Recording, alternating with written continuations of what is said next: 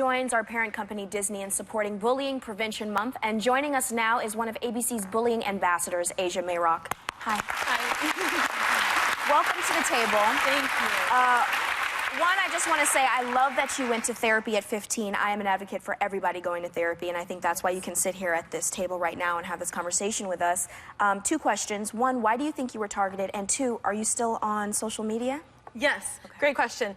So I think that I was targeted because I had a lisp. I was different. I was really creative. I loved to tell stories, and I was a chubby, regular 8-year-old kid.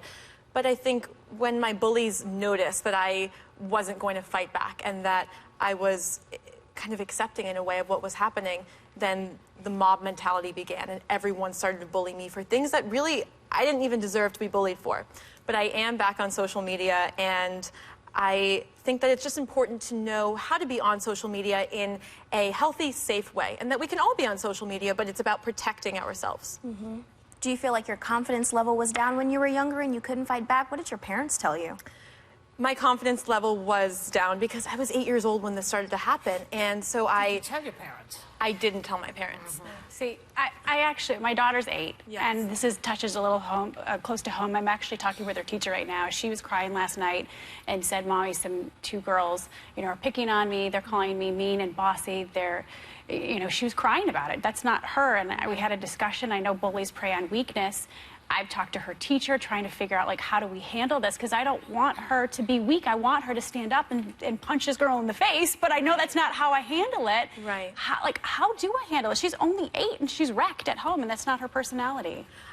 What I say in my book to every kid being bullied is that talking to your parents is the most important thing. If you can have that safe bond with your daughter and communicate all the time, she will feel comfortable to tell you about what she is going through. You will be her safe haven. And then you will stand by her and be her advocate in school and create a much easier journey for her. But does she confront those bullies? What do I tell her to say to that girl? Do I wait for her to pick on her again? Or do I say, go up to her face, get in her face, and tell her to back off, or she's got to deal with your daddy?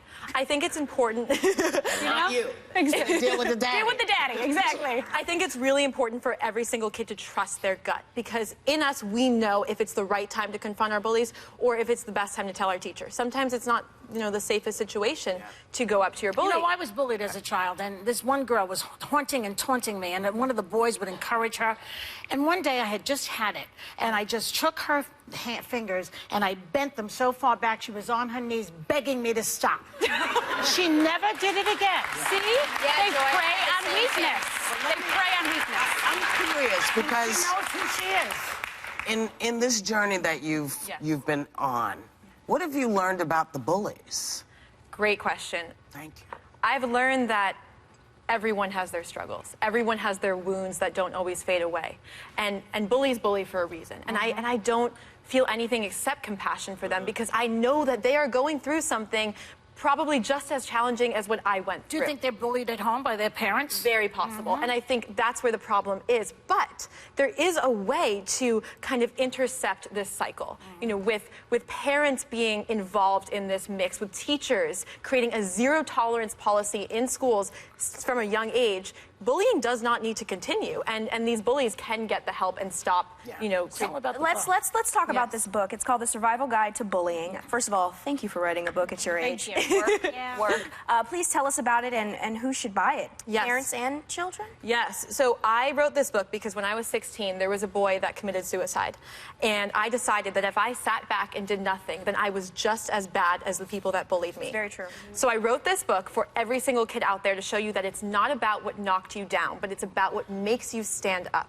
So in this book, I have everything from how to deal with your fears to how to talk to your parents or teachers and have that conversation to cyberbullying and how to tackle it.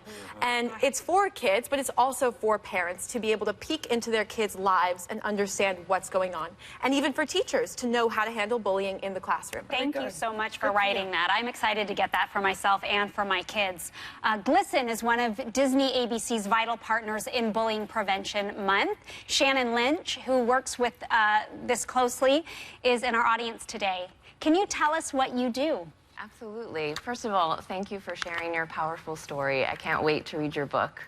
As a social worker and an educator in public high school, I turned to GLSEN for resources. So GLSEN, they have resources for educators from grades K through 12 to really help ensure safety, which is a big part of my job.